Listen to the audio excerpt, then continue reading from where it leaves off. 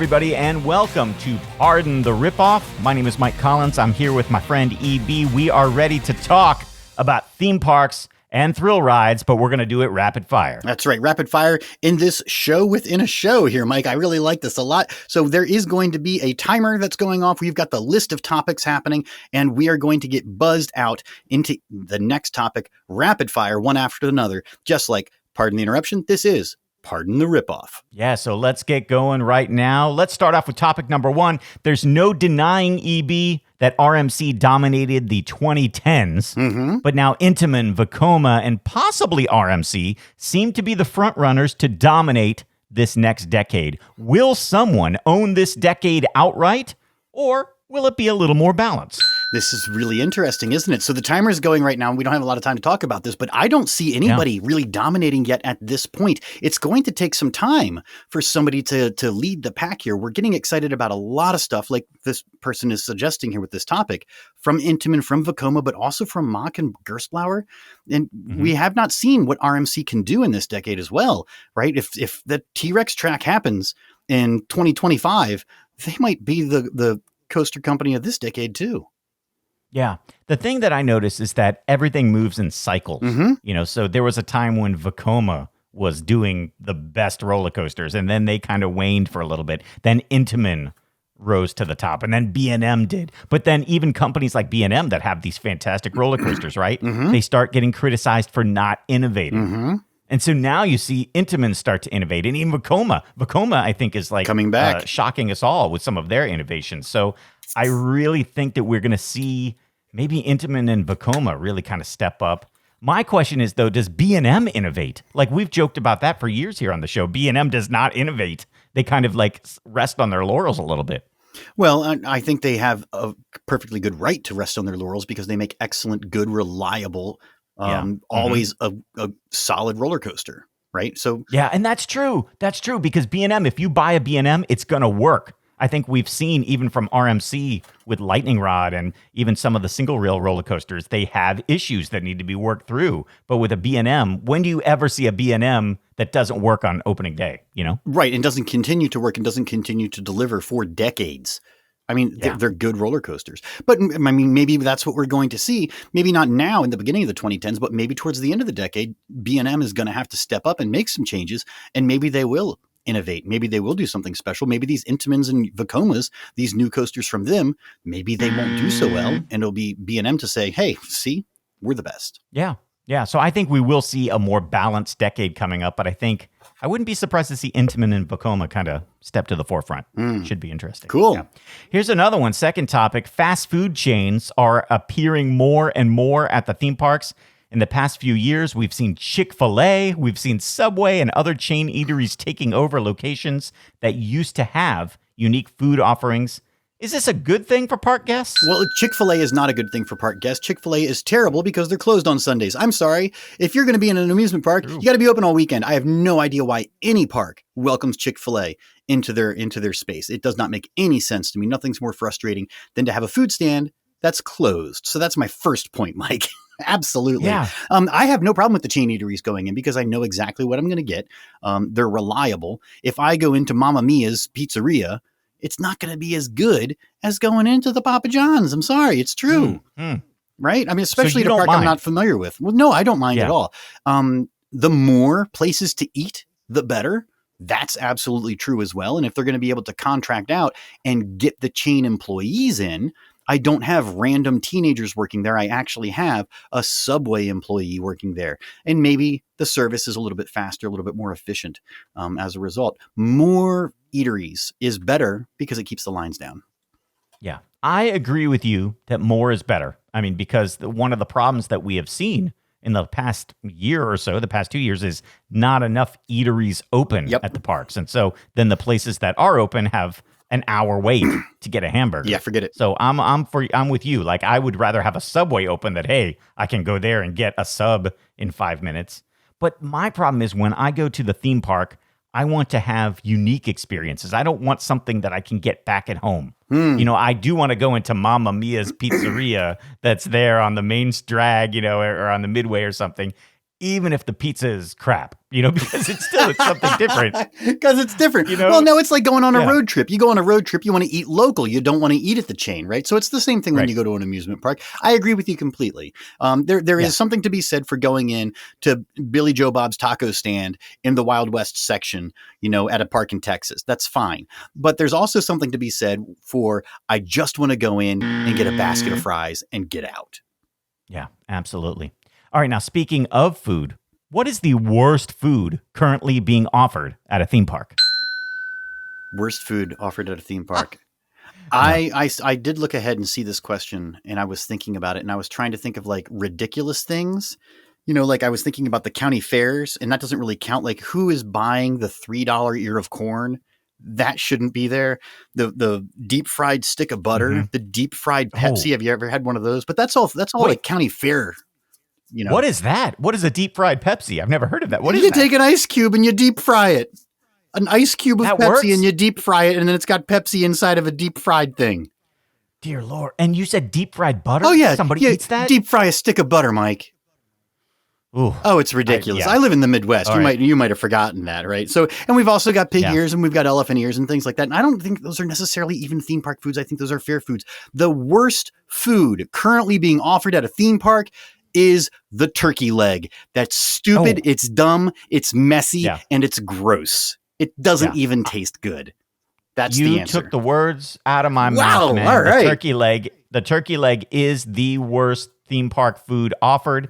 It's salty. It's nasty. It tastes horrible. I've admitted on the show before, I don't like food with bones in it. And that's got this big old turkey bone in it. I just don't want it, man. It's awful. It's awful. I'm also going to go with the worst food that I have heard you mention on the show that you had was the pickle on a stick. Like, I don't know why a park would sell that. A big old pickle stuck on a stick and they hand it to you. Well, I like pickles a lot. I wouldn't say it's the worst. I would say it's kind of odd.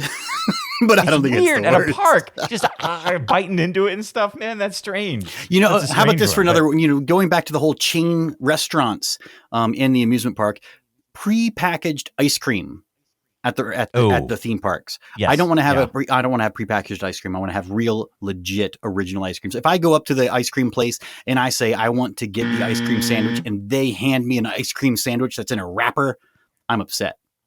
Yeah. Yeah. I'm with you. Even the Disney ice cream bars, like the Mickey ice cream bars and stuff, I don't ever get those. I don't like those. I like the soft serve. Give me a soft serve. Or give me something for legit, right? Like, give me a cookie and then put ice cream and then put a cookie on top. That's an ice cream sandwich. Not something out of a package, right? Give me a real thing. Give me something real. Sitting in the freezer for 5 days. I love that square ice cream cone that they have at Kennywood. That's so much fun. Oh, that is good. Yeah. All right, it's time for a toss-up. We talked about this, previewed it a little earlier in the show. Which one would you pick, Dollywood or Silver Dollar City? Oh, boy. This is really hard, though, right? This is a hard one. We have been to both parks as part of CostaRadio.com meetups. Both parks treated us very well. Both parks have fantastic rides. I mean, what do you use as the criteria to pick here? Like rides? Cleanliness? Theme? Atmosphere? What are we talking? I'm going to go with Silver Dollar City. I'm going to say Silver Dollar City. And the reason I'm going with Silver Dollar City is because, unlike Dollywood, they have kept the Silver Dollar City theme. I think Dollywood would be better as Silver Dollar City. Yeah, it used to be a Silver Dollar City. And then they sold, an interest in the park to Dolly, and they changed it to Dollywood. But Mike, we talked about IP at the beginning of earlier. There's no Dolly in the park. Very little. Where is the Dolly Cups ride? I mean teacups. Yeah, sure. There is no Dolly in the park. Silver Dollar City is literally a city. They have a newspaper for their park map. The day that it is when you visit the park is the day that it is in the 1800s at the park. Yeah. The people working at the park are characters with names and backstories.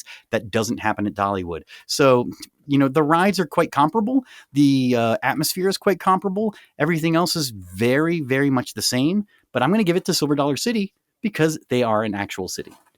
Yeah. Which park has the better collection of rides? especially roller coasters, or are they pretty much dead even? I think it's pretty close. I mean, you could me match too. it up. I think I would have to sit down with a piece of paper and literally match up, the each type of ride with the other. But I would guess that Silver Dollar City probably takes it in the end. I don't know. I have not been down to ride Lightning Rod. I have not been down for the new Wildwood Grove Kiddie area that they have at Dollywood. So I've been to Silver Dollar City most recently. So it's tough. Yeah, it is a true toss-up for me. I'm just going to go with Silver Dollar City because they were very nice to us during our meetup and actually put us in a theater and a stage for our podcast recording. So let's give the edge to them. There you go. That was pretty fun. Good. Yeah. All right. A listener had a question about B&M coasters with big boy seats.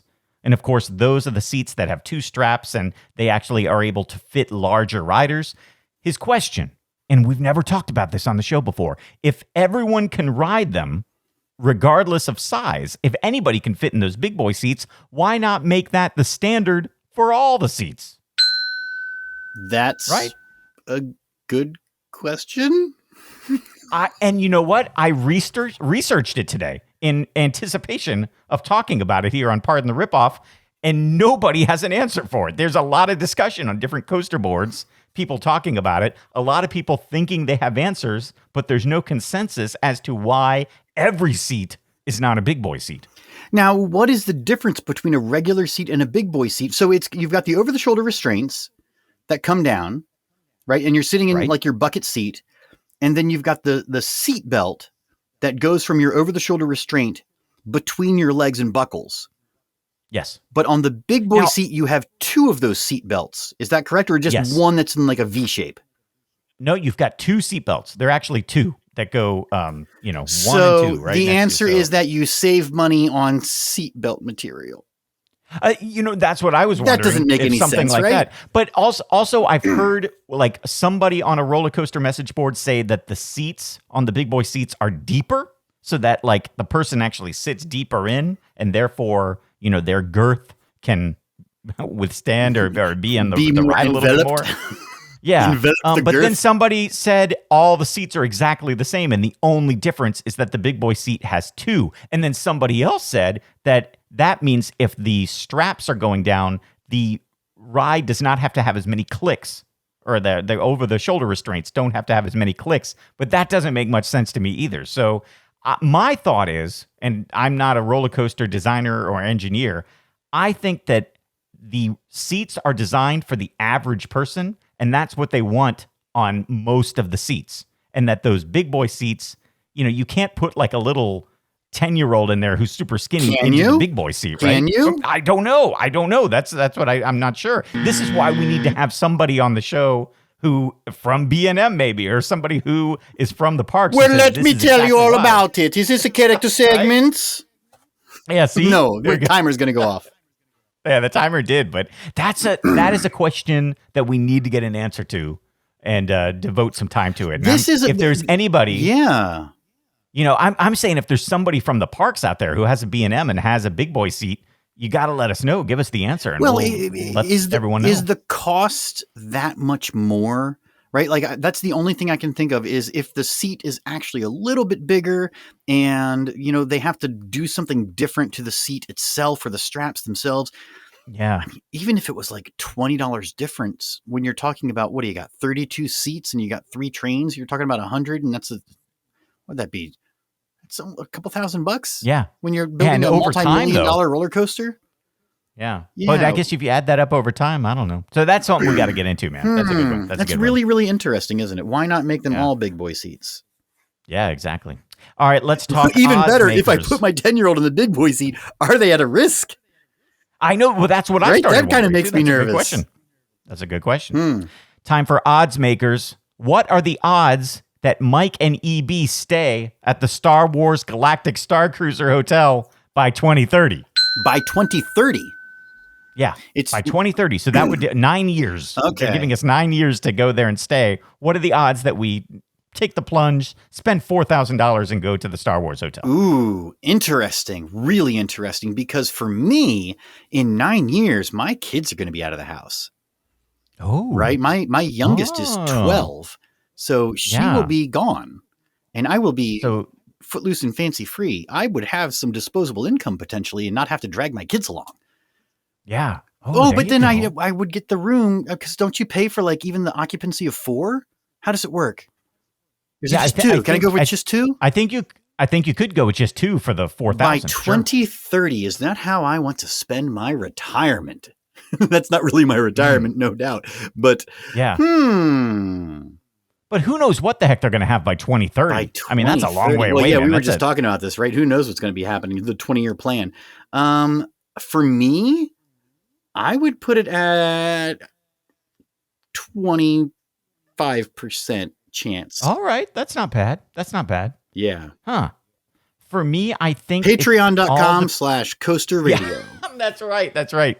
Now, that would be the greatest Costa Radio episode ever if you and I went to the Star Wars Hotel and just did a podcast about the experience. That'd be pretty wild. All right. Would that be worth some Patreon money? We should Kickstarter a 48-hour live podcast. Yes. Nonstop, yes, I love it. 48-hour live stream of Mike and EB. We'll like wear GoPro cameras on our foreheads the entire time. Gosh. Do you think Disney would let us do it? Oh, we get Brian to loan us those glasses. He's got those secret camera glasses. We wear those glasses. Yeah. Just don't worry about me. I've got my big glasses here. They're not camera. It's part of my Star Wars character. That's right. These are my hyperspace goggles. Yeah. We're out of time for this one, but I would say for me, the odds all depend on if any of my kids were to like Star Wars. That's where the odds would go up. If they're like, oh my God, Daddy, I love Star Wars, then maybe I would not go for myself, but for kids, I would go. So that's where the odds come in. Yeah, you're not going there for $4,000 for an 8-year-old or whatever. Come on. Dude, probably not. But if it were, I don't know. I'm a sucker though. Hey, you never know. Maybe there'll be like a conference or something down there. That you have to be like, hey, HR, I can't find any other hotel room accommodations in Orlando. This was the only hotel available. Exactly, right? Star Wars Hotel. Yeah. All right, we are moving down our rundown. Let's go to the next one. What is the best inversion on a roller coaster? And I don't think this question, EB, is about a specific inversion. It's about a type.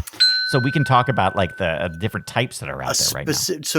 So I think maybe that doesn't matter because I think the answer is going to be the same for either. I'm going to say Full Throttle at Six Flags Magic Mountain. Oh, okay. A vertical loop. What better inversion is there? Sure. Than just a straight up vertical loop, Mike.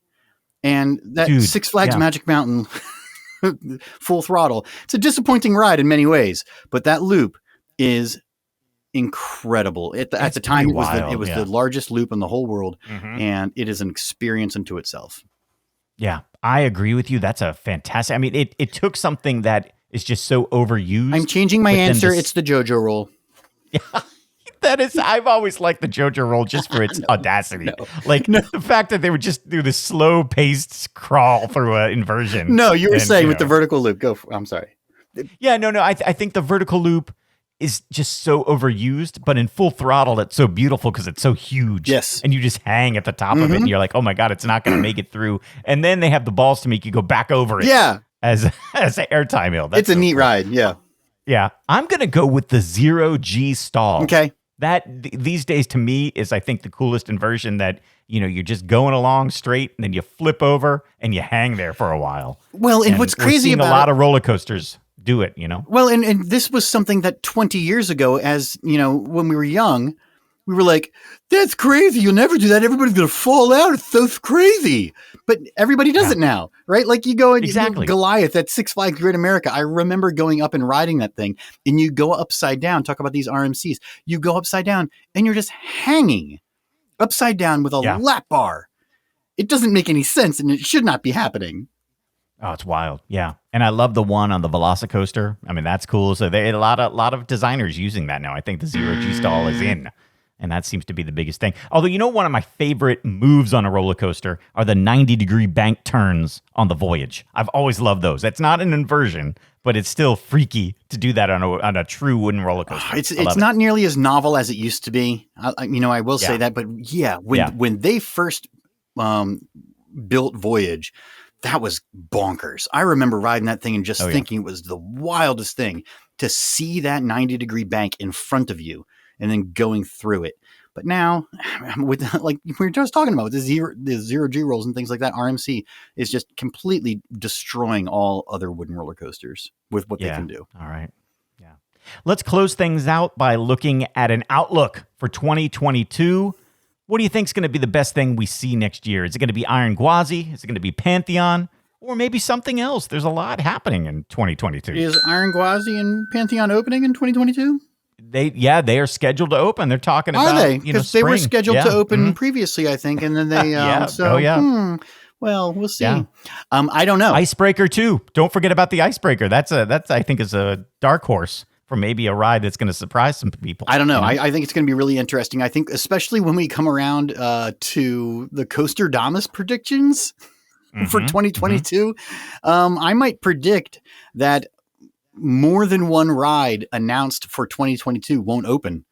And one of these that you just mentioned, Iron Gwazi or Pantheon, it would not surprise me if for whatever reason something terrible happens and we just don't get what we thought we were going to get again. Wow. I don't know. Iron Gwazi, I feel like, do we care anymore? Is it old news? Is it going to have a resurgence of hype and excitement? I don't know. It's interesting. The answer should be Iron Gwazi, right? Yeah, although I think that Velocicoaster came on the scene and blew people away so much that it took away any hype people were having. But now it's a Iron year Gwazi. old. Exactly. That's what I'm saying. Like, people are not talking about, I can't wait to get on Iron Gwazi because of Velocicoaster up the road and other things that are happening. So Busch Gardens in Tampa is going to have to reignite that hype somehow. The same with Pantheon. And I mean, it's been sitting there so long, but are people talking about it? So again, you have to figure out some way to get people excited about coming back again.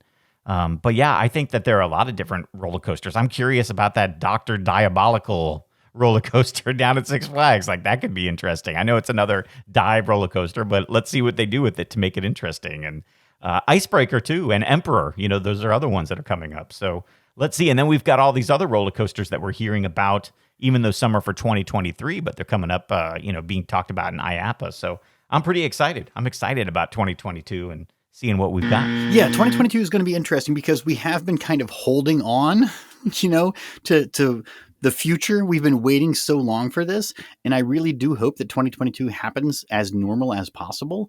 I feel like maybe if everybody gets their vaccines, get the kids vaccinated, the spring could be totally normal, and then we could have a real legit theme park season again, and that would be fantastic. So there we go, everybody. Thank you so much for joining us for Pardon the Ripoff. My name is Mike. I'm here with EB. We'll see you back here next time.